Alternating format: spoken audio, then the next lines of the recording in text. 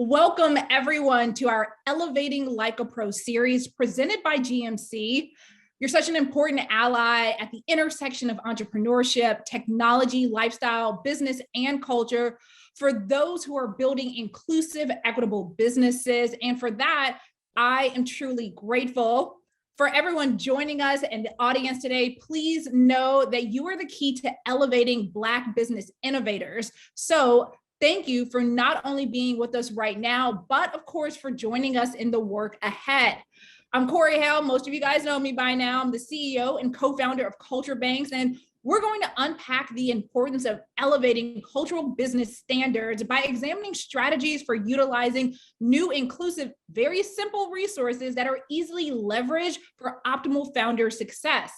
And with that, let's go ahead and jump right into what I'm considering a very conscious conversation around elevating cultural business standards with our excellent, esteemed panelists today. First up, we have Jay Lundy, who leads investments and new ventures at Combs Enterprises, which was founded by Sean Diddy Combs. Prior to joining Combs Enterprises, Jay actually led growth strategy and transformation projects at Boston Consulting Group. And if that wasn't enough, Jay, which is already impressive, he also is a serial entrepreneur and founder himself because he founded Feel Good Protein, which is a health and wellness company, along with Civitas, hopefully I pronounced that right, Jay, which is a government tech platform. He does invest and advise in early stage companies in the healthcare, fintech, and art spaces. And we also have Kelly Ifill joining us. She is the founder and CEO of Guava, which is a full service digital banking institution working to close the racial wealth gap by providing equitable financial products to Black small business owners. Prior, though, to founding Guava, Kelly co-founded Seneca Network, which is a nonprofit organization that connects Black and Latinx founders at the earliest stages of their businesses with angel investors, mentors, and of course, industry experts. But before Kelly got into all of this entrepreneurship life, she actually began her career in education on the founding team of a public high school in central Brooklyn. She's also led math departments in Brazil and Dubai. So, I mean, our girl Kelly is international. Jay, Kelly, thank you both so much for joining us in this conversation today, because I know that you guys are going to keep it 100, as we like to do at Culture Bank, and really give our audience what they need to know about tapping into these cultural business standards and ways that they can improve not just their business, but perhaps get in touch with investors in a meaningful and authentic way. So with that, Jay, let's get started. I got to throw out the first question to you, because you are an investor now, full-time is what you do, but the majority of investors, they just don't look like you, Jay, or they don't run, or they're not involved with like impact mission-driven work. Can you tell us about really your path to becoming an investor, along with the unique space that Combs Enterprise operates in? Yeah, that's a great question. So first of all, Kelly and Corey, it's so great to be with both of you. Investing is something that, 15, 20 years ago was foreign to me. And I'll tell a story to bring some context around that. When I went to college, I went to Harvard, a lot of my friends did investment banking and venture capital. And all I knew about banking was Wachovia, Bank of America, where you got your checking and savings account. So when I saw my friends doing this investment banking thing, I got intrigued. And for me, that both showed just the gap that some of our community faces when it comes to finance as a whole, but also it shows the power of investing, the power of finance to hopefully at some point help level the playing field. So that's important to me because it took me a while to get into my seat. I started off actually as a teacher of Teacher America in New York. I then went and actually worked in impact investing, my first taste at investing, where I focused on how to look at nonprofits and think about sustainability. So instead of just giving the grant every single year, how do you tie that grant to KPIs to make sure that you're getting some ROI on that grant? And it might not be financial returns, but could it be more lives saved, more people fed, more kids taken care of? So that muscle of trying to think about impact and returns, whatever they look like, really laid the foundation for me to think about a eventual career in investing. But as I said, teaching, doing impact investing, for me, it needed to be at the intersection of impact and helping people. I eventually went to the Boston Consulting Group, where I did a lot of project focused on impact. And when I got this amazing opportunity with Combs Enterprises, through some really interesting connections, I really knew that for me to really have the best experience in that role, we had to combine the investing with also impact. And that is exactly what we do. Mr. Combs is focused on building his second mountain. So a lot of the things we talk about is how do we actually improve our communities?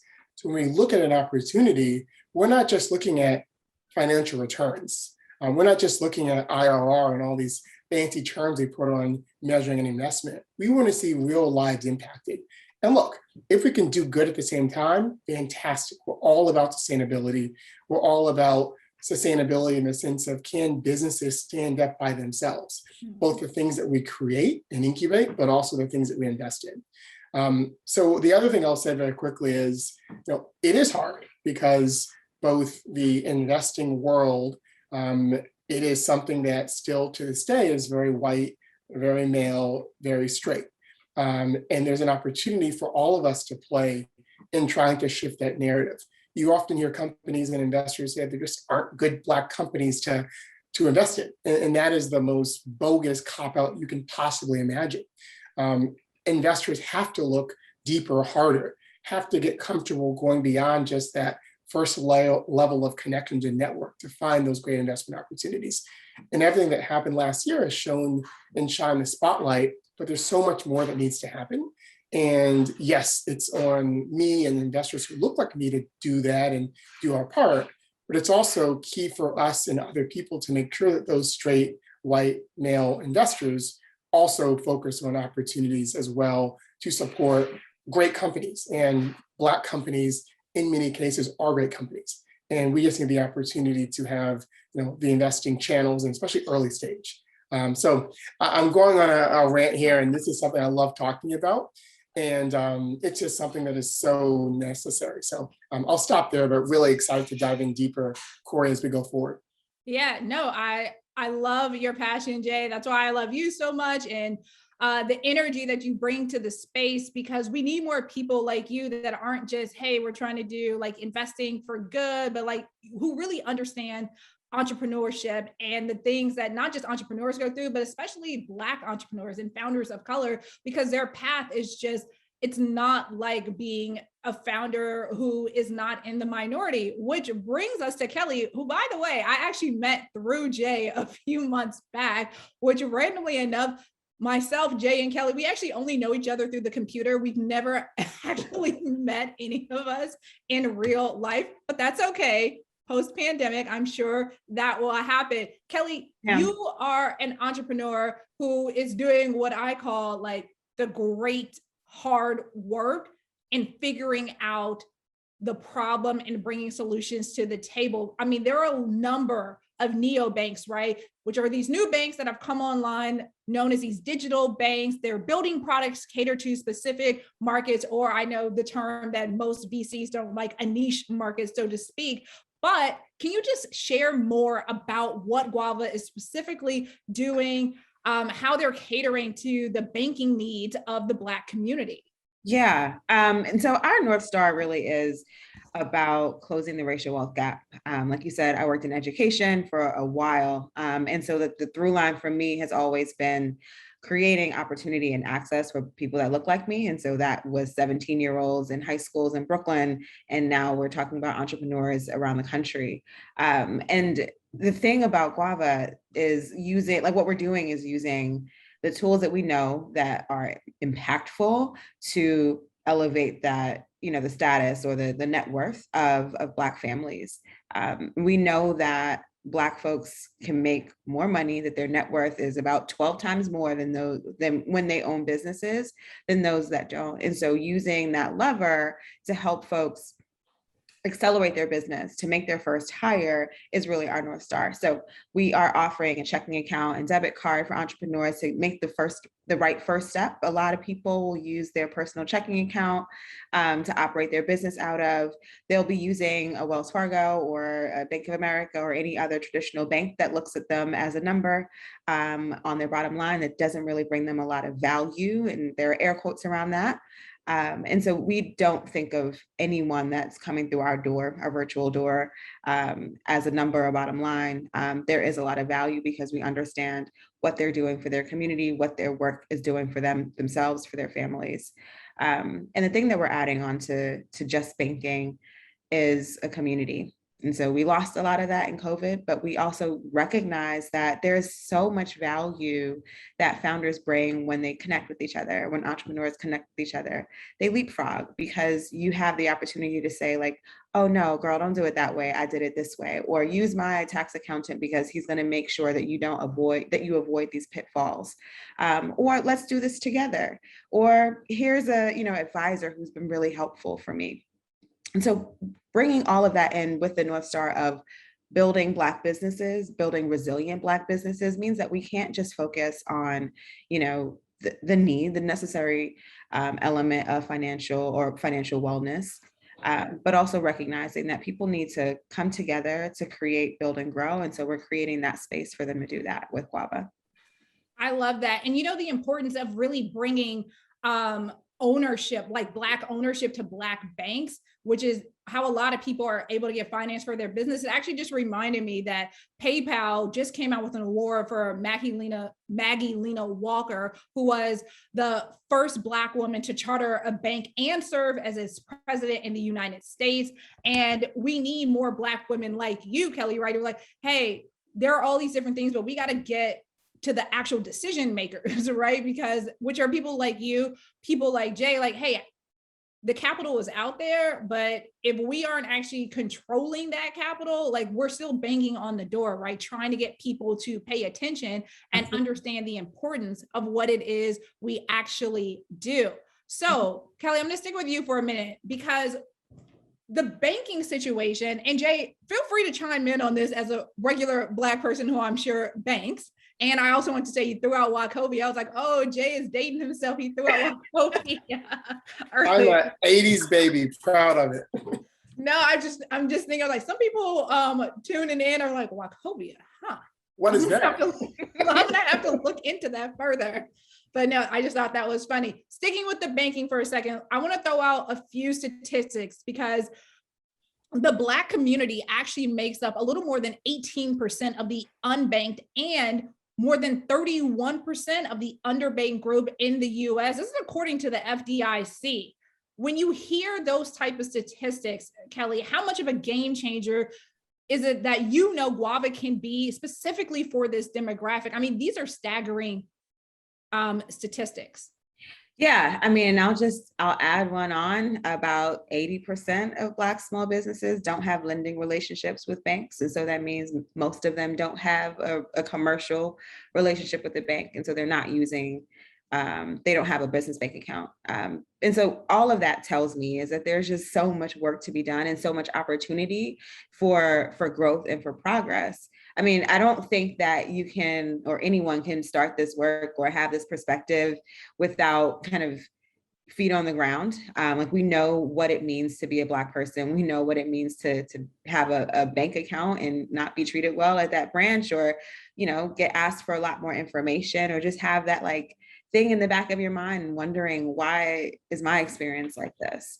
And so, I think we're all coming to this from that perspective, that we know there's a lot of work. There's not many surprises here. Much of it has been confirmed as I dig in, as I talk to more entrepreneurs, as I talk to bank regulators, that this problem that I knew to be true from personal experience is true for most of us. That's what the stats say. That's what, everyone is saying. And so I think, Guava, because we are focused, I don't like to use niche.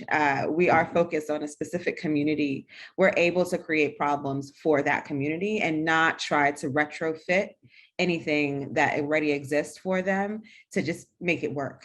And so focusing on Black folks that are entrepreneurs in their businesses allows us the ability to create things that are different, that don't exist, to create things that are specifically designed to serve them and to serve their businesses. And so we can think about underwriting a little bit differently. We can talk about transparency and what that means for an entrepreneur to understand how their cash flow might impact their credit line. Like all of those things are things that we are talking about and want to build into our products so that our members have a clear understanding of their financial health and not just like this, financial literacy term that folks throw around. We really are like their success is our success. And so with that perspective, there is no opportunity for us to do anything but help them build. Right. Jay, I'd love you to jump in here. So, yeah, one thing to what Kelly said that's so important. If you look at other industries, if you look at certain verticals, there are focused or dare I say niche financial products in industry. So if you are a manufacturing company, there are specific financial institutions that give bespoke solutions and ways of financing for those industries. So we've been doing kind of niche or specific or focused things for the mainstream population for years. If you look at how we created our current financial institutions, they were created for the target consumers, whether they were white or from New York or from California. We've done this. So all of a sudden we start doing these things that are geared towards the Black community or other groups. Then we hear these words about, oh, this market's too small, or oh, these are not great lending markets. It's bogus. And I think that what Kelly's doing, and I will stress the element of community, because community and network are so key. And intentionally building that into the banking ecosystem that she's doing is fantastic. And I talk to fintechs all the time. And that piece of it is really what so many are missing. It becomes just transactional, just focused on money in, money out, but to focus on both doing it to an untapped market. I like to think about the Black banking community, if you want to put it in kind of comparisons, as this untapped kind of market that, if fully utilized, is massive. And I'm sure Kelly has all these numbers to show that. But if we just kind of invested in supporting entrepreneurs of color, we would see significant impacts to GDP, to unemployment, to wealth. It would be fantastic. And you think about, oh, well, we have to do all these things from a government perspective. The more we support and empower these communities, the less, if you're taking that angle, the less you have to worry about kind of the government kind of doing all this stuff. So it's truly a win-win for everyone from an economic and a political standpoint. So I just want to stress that, Guava, I think, has the potential to be a game-changing platform because it's not just bespoke and personalized banking solutions, but it's building a community that will be a through line to having impact now and in the future. Yeah, completely. No, I was gonna say completely agree with Jay. I want to pick up really quickly though, Jay, on something you said in regards to getting involved with untapped market opportunity, especially as it relates to the investing side, because typically investors, they love to invest in people who look like them and are from their community. Obviously, this presents a major problem. Let me run this down for you guys. 70% of venture capitalists are white, 26% are Asian, and less than 3% of them are Black. So Jay, can you share why prioritizing underrepresented founders, in addition to underrepresented investors, actually creates an untapped market opportunity for the investment work that you do at Combs Enterprises? Oh my gosh, this is such a good question because the stats you said are spot on. What I'll say even more, there's something called a cap table, CAP table. A cap table shows you who is invested in a startup. So what you see with some of the big startups that we know now that are these billion-dollar companies called unicorns, is you see the same people, the same investors that show up on these cap tables. And it's really a product of this network, this club of the best ideas, the best capital tend to go to the same people. And historically, that has looked like people who are the investors. So there's a massive opportunity to start shifting that, because what you see is, we get in a situation where, we miss amazing companies. And there are ideas that people of color have that don't get the funding they need, don't get the incubation they need. The problem is, the number of Black investors, people who have been open to looking at these companies, is so small. So you have the same investors that, I'm sure all three of us kind of know and communicate with, who get stretched and have to support every single thing because there just aren't a big enough network of investors who fund, intentionally Black and brown startups and ideas. So to me, the solution and why it's so important is if you get more people kind of pouring money into Black businesses, you're just going to see great businesses pop up all the time. So it becomes less about, oh, I have to only support Black businesses. It's if you are supporting the best businesses, a portion of those businesses should and will be Black and brown. Our community, the Black community, has been entrepreneurs forever. You know why? Because we've had to be to survive. So my bet is on, if you invest in these Black entrepreneurs, we will certainly, at the very least, be on par with other companies. But I would even put the bet that they would outperform. And we're starting to see some initial data. And this data takes a long time to build, but shows that some of these Black businesses are outperforming when they're getting fair terms for access to capital. So to me, there is a business case in addition to just the social impact case to support these companies, because they will truly give you returns, and in many cases give you outsized returns to investing in broader segments.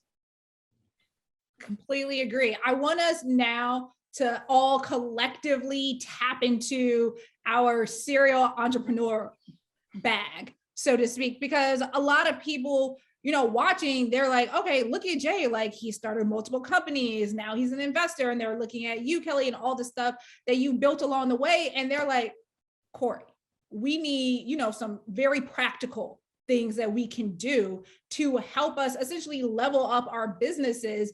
And if those are simple, free resources, are they digital things? We want to understand how we can, get to the point where, we're like a Guava, where we're building this and we understand our market, we understand our demographic, our consumers very well. And for someone like you, Jay, it's like, hey, how do we get to the point where I'm on my second or third business, but I still feel like I haven't got the investment or I've been able to get the attention of the right investors to help capitalize my particular company? So with that, Kelly, we'll give Jay a break for a second. Hey, Kelly, we'll start with you. Yeah, I mean, the thing that I'm going to say, which might be annoying to some folks, is your network. And I think the thing that we often struggle to do is self-promote. I'm terrible at it. I'm terrible at like talking about myself. I think we've been taught to like be humble or something like that. But being really clear about what you're building, asking when you meet someone new, who else you should be talking to, being really intentional about that. Because Jay, I'm sure this is true for you. I'm not here because like I am, I've done this on my own. I've done this because people have made introductions to me. I met you guys because of an introduction. All of the work that I've done and the access that I've had has been because I've built relationships, genuine relationships with people. And it hasn't always been asking for something. It really has been opportunities for me to learn, opportunities for me to help, and building relationships. Someone said to me today that no one should ever hear about your company in the boardroom for the first time because they will say no. And that like it stuck with me because it means that other people should be talking about your company. So whatever that boardroom is for, someone should be nodding because they've heard of you, they've heard of your company, they've heard of the work that you're doing. And that only comes by talking to everyone. And so I think that is like one of the most important things that entrepreneurs could be doing. I would piggyback that, and I think network is so important. I think that when you need things, especially as an entrepreneur, as a founder, whether you're trying to start some billion-dollar company or you've got a local salon and you're trying to get to operation number 2, or you're trying to hire your first employee, being able to have people who can answer those tough questions is really the challenge. So many entrepreneurs, I think it's 90, 95 plus in the Black community, are the only person in their business, meaning they don't have employees. So what you need is you end up being the CEO, the CFO, the CMO, everything. So if you can call on people to answer those tough questions for you, you really, really kind of release some of the leverage on you but you also have someone who can answer the tough things to help your business going. And that's why we see so many businesses fail, because there's just so many problems and challenges as a business getting started. When you don't have the right resource to help you get through that problem, it's certainly really challenging. The other thing that I think is so key is just making sure that you are the subject matter expert in what you do. And I think Malcolm Gladwell talks about 10,000 hours that it takes to be an expert. And for some people and some businesses, that may mean you have to go some professional route, get some degree or accreditation. But if you're selling t-shirts or you're an artist, that may mean just focusing and building your craft. And it's doing it when the lights are out. So to use a sports analogy, it's practice. It's, the game's over, you won, you lost, but you're still in the gym putting up buckets. And that approach, whether you are doing something with hands, whether you're something, on your computer as a tech entrepreneur, you just have to really focus and say, this is something that I care about, I'm passionate about. And when it's not fun, when it's not sexy, when it's not easy, if you're kind of focusing on how you improve your craft, that's to me, what the success is. And when we talk to entrepreneurs, one of the questions in our diligence process is exactly that. It's describe how you're scrappy. Describe how you get things when they're not easily presented to you.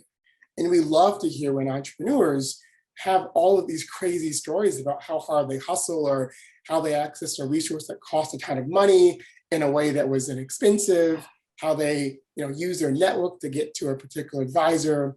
Those are the stories that show resourcefulness. And that to me is a proxy for success. Jay, I want to stick with you and talk a little bit more about funding. Just because you see venture capital to me is what I call sexy in terms of you see it written everywhere. So like, this must be like what needs to happen and what's hot. And if I'm not a VC backed company, or I don't have all these investors, advising or a part of my organization, then my company perhaps isn't going to be super successful. However, I think that that's not true. And there is a lot that goes into whether or not a company is going to be successful. Obviously, some of the things you just mentioned. However, when you look at the broader investing ecosystem, to me, the cultural business standards. So, I mean, as some statistics I gave out earlier, like there needs to be more diversity of thought within these funds. However, we have seen a rise in Black run funds, right? And a lot of them are in the impact space. However, the money that these funds have, maybe anywhere from $20 to $100 million, is pittance on the actual amount of VC money that's out there. Is it more so that the funds that already exist, they need to open their minds to diversity of thought, diversity of investing? And do you think that for Black run funds, that it's something that is more tangible, having this cultural business standard be at the forefront of what they do and how they think about investing in people of color? That's a great question. And if I were rewriting everything, I would like to see a world where our traditional venture capital firms, the ones that have been around for 10, 15, 20 years and tend to be led by white men, it's great when they create side funds that are focused on diversity and people of color and women. Great, we'll take that. But I would love to see a world where there was intentionality in investing in Black, brown, women from the main fund. Like, why do we always have to have this little side fund that typically is smaller and typically is kind of run a little bit differently?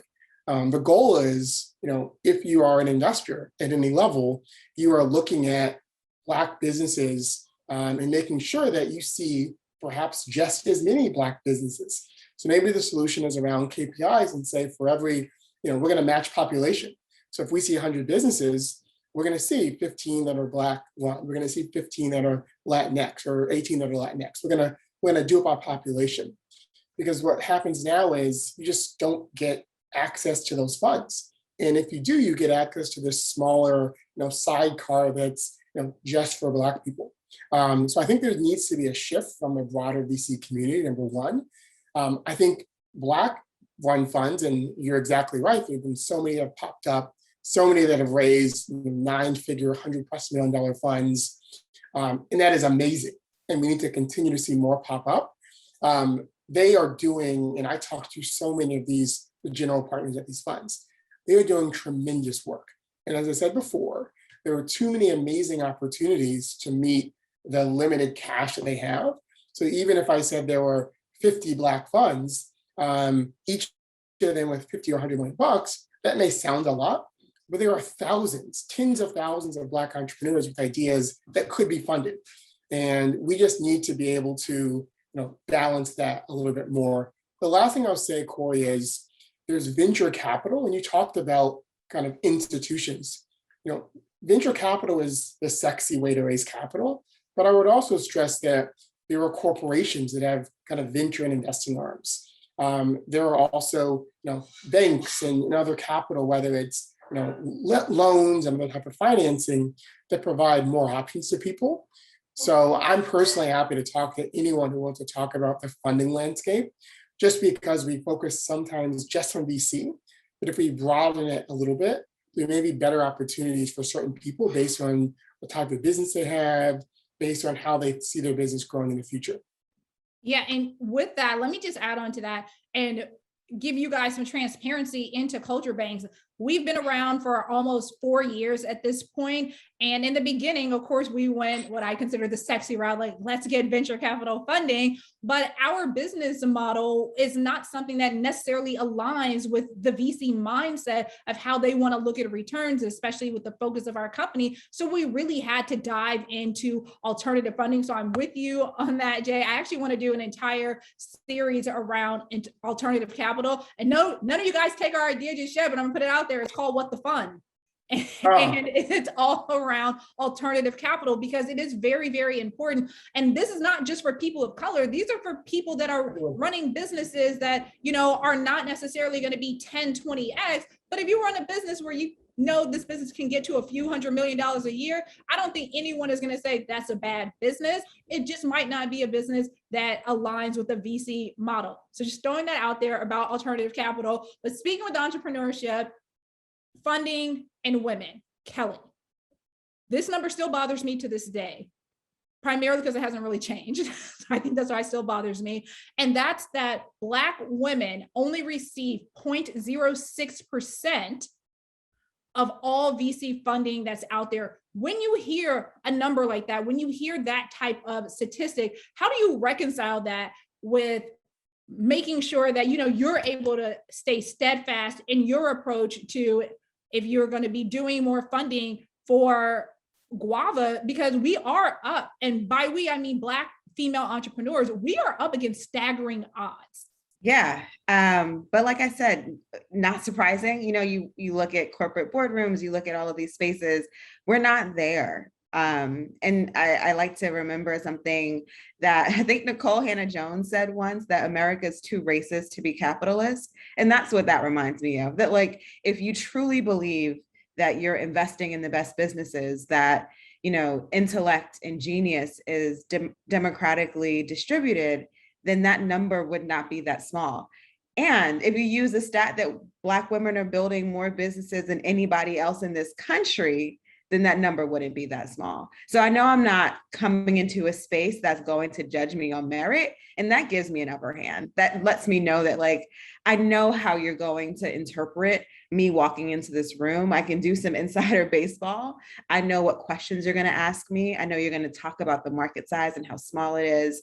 I know you're going to ask me about, are these businesses really valuable? Are they profitable?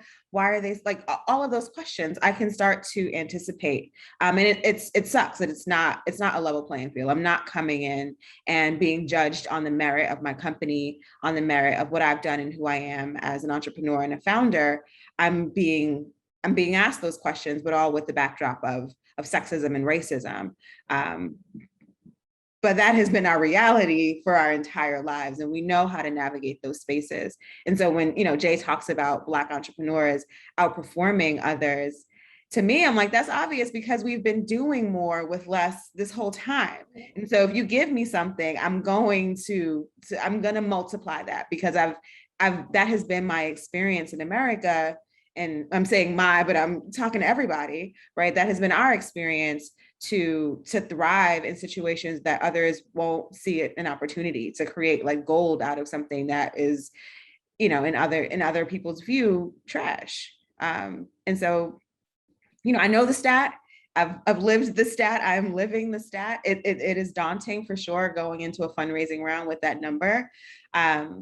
But I don't have a choice, I have to do it. This is the world that we live in. I'm excited to be a part of that change and to hopefully turn around and bring other women with me, bring other founders with me, and share what I've learned with them as I go along. But, the goal is for us to change that and for that number to grow. Jay, I wonder if you wanted to add something. I know personally that Jay, with the work that he does with Combs Enterprises, that they've invested in female founders. One of them is a friend of mine, and Jay's also married to a woman. So I'm just throwing it out there because I know that Jay looks at companies and, people of color and women and, is doing the work, but knows that those great companies are out there. And he himself has taken that leap and invest in those types of founders. Yeah. So one thing I want to just say, and this is, plug to Combs Enterprises, but also the work that we're doing now is, look, as a man, especially a Black man, it's very easy to fall into stereotypes. It's very easy to ignore your blind spots. It's very easy to have unconscious biases that you're not introspective about. So acknowledging all of those things, we have done a lot of things on making sure that, we hire the best people, but we also don't just look at our networks and look at our buddies and email them for new roles. And what that's manifested in, the person that Corey's mentioning, we bought her company, we brought her in to run a business that we've been incubating. You heard a lot about in February 2022. I won't say much more than that, but an exciting e-commerce platform supporting Black and brown entrepreneurs. And she has made 4 hires and they've all been women. So we're building this tech company around e-commerce with 5 Black women as the first employees.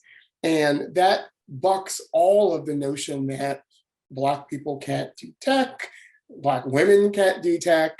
So we're really excited about that. When we look at our spirits business, so this is not something we started, recently, but we've had our spirits business that has Ciroc and De Leon. That team is led by this amazing Black woman and a team of Black women. So I think it's important that all people, but especially men, and especially Black men, not just talk the talk, but really do things. And when there are opportunities to hire the best person, making sure that women have every opportunity to get that. And that's something that I pride myself in, and it's something that is just so important because you're right, Kelly. If you put everyone in an even playing field, you put Black men, Black women, you put all the groups in a playing field. If I have to bet, based on historically what our country has done, based on the barriers and the shackles that our people have been on, I am betting on Black women over anyone else. And I think that needs to translate to business, that needs to translate to how we invest. And we're trying to do our part through the things that we're building and incubating and the talent we're bringing in, because we know that it is hard, but who knows better than how to navigate hard things than Black women, just if you look back at what's happened historically and what continues to happen today. I couldn't agree more with that. Black women, they help build up entire societies. It's not just the community in which we're from. We help build up entire societies. Okay, I have one last question. This is going to go out to both of you, because we are moving forward as a society. I mean, as I mentioned, there are several, this year alone, we've seen more Black funds, VC funds, than we've ever seen. Not to mention, as Kelly mentioned earlier, Black women, they do start more businesses than any other racial demographic. So if we decide to keep with this shift, this positive momentum, and create this new dynamic of power that is inclusive, it's collaborative, and really is going to be where diversity is paramount, would you all each define what it takes for Black entrepreneurs in this day and age to really elevate themselves like a pro? I can take a first crack at this. So when I think about elevating like a pro, I think about getting over imposter syndrome, understanding that you belong at all tables, all conversations. It's having an answer. So Kelly talked about it. You know the question as a Black entrepreneur and as a woman they're going to ask you, being ready to knock those out of the park every single time. So to me, elevating like a pro is, knowing you're, the best, the baddest, you're it, but also being prepared in that way, doing your homework, doing your practice. So there are no ways for them to say, hey, look, I don't think that, I don't like that answer. You have it already. So to me, that is elevating like a pro. I was talking to someone earlier today and I kept using this word and I'm going to use it here. Is ruthlessness. I think, when you talk about elevating and what we need to do to really thrive in this next market, it is being ruthless with your time, with your networking, with your business. And not ever allowing anyone to diminish that value and whatever it is that you bring. And so you have something that makes you genius, that makes you great at what you do, and make sure that you're ruthless about that. And so sing your own praises, make sure people know your name, make sure people know your business, bring people along with you that might have a different type of genius that you can build off of, but really being ruthless with the growth and the success of your business. All right. I love to hear all of this. I want to open it up now to the floor for some Q&A. And we do have some questions already submitted. These are things that are top of mind for people. Jay, this first question is for you. And our audience wants to know, what are some of the successful skills you think people need to have if they want to go the route of becoming an investor? I know you talked about the 10,000 hours earlier to become an expert, but are there any more specific things that you felt really help you to be able to find success in your current role? Yes. So we've talked about some of these things. One, just being able to navigate your network.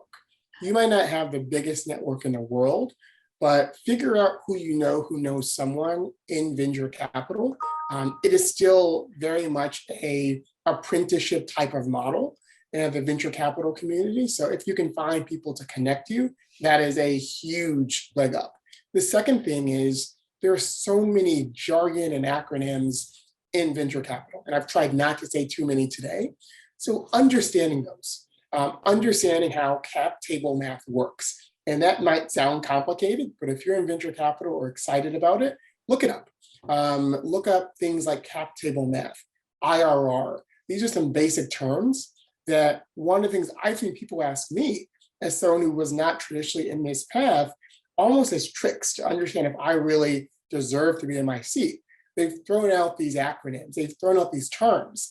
And I've responded quickly and fast and said, look, I know what this is. And I know how to do this type of analysis. I know how to understand and appropriately think about this or that.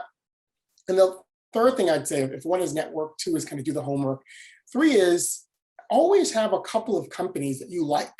And they can be very established companies, or they can be companies that a friend runs you've heard of, but be able to have a pitch for them. So if I were to say, hey, Corey, you're interested in venture capital, what are some companies you like and why? You could say, oh, I love this guava company. The founder's fantastic. She's a perfect profile to run this company. They're focusing on building a fascinating digital bank with a community element. They've got this path to $1 billion in 3 years, blah, blah, blah. Being able to have that conviction over a couple of companies in your head. So if I meet you at an event or at a networking session, you can kind of tell me and show me that you've got the chops to be in this community. And that's kind of something I think can give you a leg up and get you in front of some opportunities.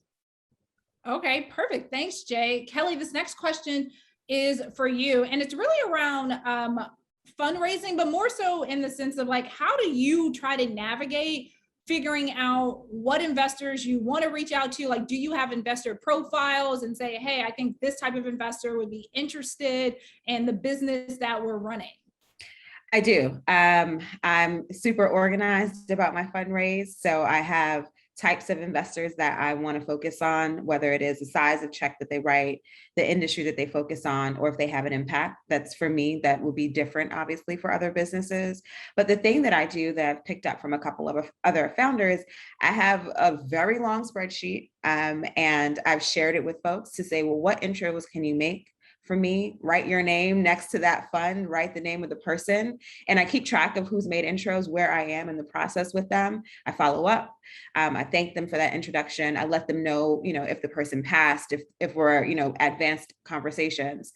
And that has allowed me to maintain relationships. So when people are making intros, they know that it's not just going into the ether. I'm doing something with it. And I'm thanking them for that, for expanding or opening their network to me. But I'm also making it really, really easy for people to answer, like, how can I be helpful? Here's a spreadsheet. Here's how you can be helpful. It's really easy. Type your name. Here's a blurb about Guava that you can forward along. And I make it a really simple process for other people to help me out in this. Making it as easy as possible for other people to help you, which is actually some of the best advice I got from my friend, who's also an entrepreneur. She's one of the few Black women that's raised over a few $1 million at this point. She's like, Corey, you have to make it as easy as possible to have people help you out. She's like, write out everything for them. So I completely agree with that. Okay, Jay, this next question is for you.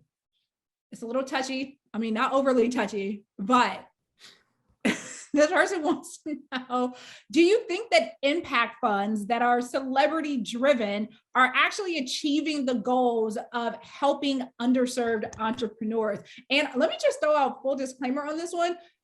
This is actually a topic that we get a lot at Culture Banks, to our inbox, because there are a lot of funds right now, won't call out any celebrities, but celebrities are putting their names behind funds, but with the culture in mind, so to speak. But we can't really see what they're doing.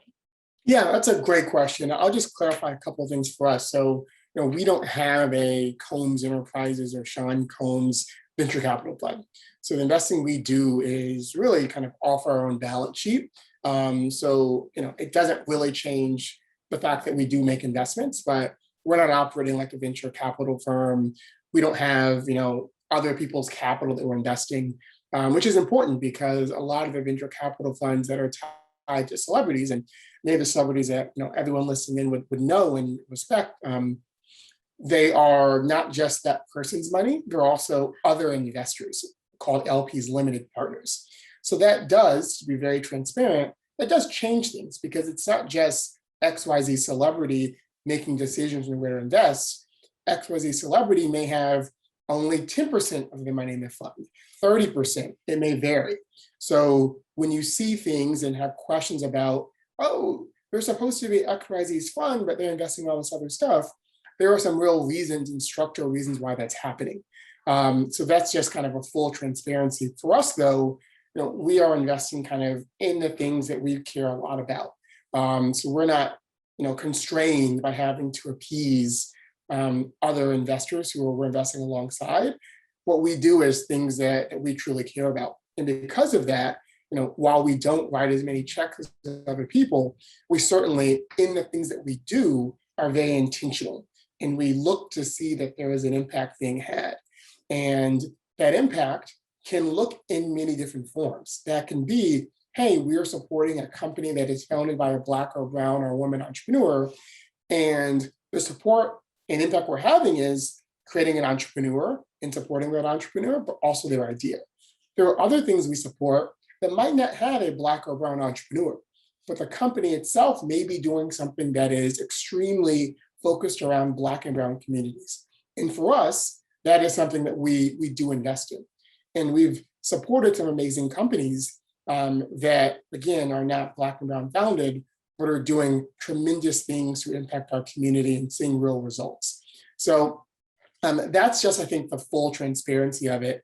So I would just say, when these celebrities have funds, know that not all of those funds are them making all the decisions. And because of that, you may see kind of a variety of investments they're making, and the impact on the culture may not always be as clear as we would hope for. This just came to me. I want to see a show on Revolt about the investing that you guys do at Combs Enterprises, along with the companies that you invest in. I actually think that it would be very, very interesting. This just came to my mind right now. So I'm putting it out there in the universe because I think it's desperately needed. And to be like, hey, yeah, we're doing all this stuff, but look at all of these companies that we're also helping, and look at all the dope stuff that we've built around it. Just throwing that out there as an idea. Or we need you at Revolt. We need you at Revolt. Yeah. Well, we'll see. We'll see what happens. But I just think that would be super dope. Like, you guys already have all the elements in the piece. Like, let's just put this together and blow it up. That's all I'm saying. I'll let the team know. Yeah, just putting it out there. All right, Kelly, one last question for you, because it seems like, you know, we as female entrepreneurs, obviously we have more of an uphill battle. What just keeps you super optimistic about this space going forward? What makes you be like, hey, it's not just me out here. I mean, I'm building this company for my community, but I'm building it for other Black women who have gone out and, you know, built great businesses and perhaps haven't been able to go as far as I know Guava is going to go. I mean, talking to our members is a thing that motivates me and energizes and excites me the most, especially on days where like I'm not, and I just want to, you know, curl up and watch Netflix all day. Remembering that I'm doing this for other people, that I am passionate about this, that it matters and I care about it. I'm not building a productivity tool that, you know, 20 of them exist. There is no other Guava. Though no one is building for Black small businesses, and no one's building for Black small businesses in the way that I can and that I am. So, you know, just reminding myself of that, talking to customers when, you know, my internal dialogue isn't helpful. And just remembering that like these are people at the other end of it, and that their success is what I'm building towards. I love that. Listen to yourself. As I was on my Peloton bike, they told me sometimes you got to clap for yourself at the end, because nobody else is necessarily always going to clap for you, but you got to stay with it, stick in it. Thank you both so much for joining me today. I'm so grateful for the work that each of you are doing, because it really is going to uplift our entire community. Closing the racial wealth gap, which is definitely something that we're a big proponent of here at Culture Banks, and the way that we do media and the way that we do content. And so this is just super dope. And I love the energy. And I'm glad that Jay brought up Wachovia, because I forgot I used to have like a little Wachovia debit card back in the day. Just bringing back all these great memories. And Kelly, what you're doing at Guava, need it desperately. Also reminds me, I think I have some investors that just came to mind while you were talking that I want to connect you with. We could talk about that. I'll send you the spreadsheet. Kelly, send it to me too. Send it to me too. Over. I'll put my name in. You never know who people already know. And there might be some companies out there, funds you haven't even heard of yet. But yes, thank you all. Thank everyone for joining. I want to thank our partner, General Motors, again, for standing behind this great type of work. And of course, Culture Banks will be back next month with another great conversation. And I do know who actually we have scheduled, but I'm just going to tease you guys a little bit. But make sure you stay tuned, and we'll see you all next time.